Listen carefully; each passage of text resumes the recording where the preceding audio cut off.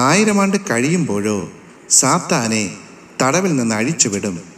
അവർ ഭൂമിയിൽ പരക്കെ ചെന്ന് വിശുദ്ധന്മാരുടെ പാളയത്തെയും പ്രിയ നഗരത്തെയും വളയും.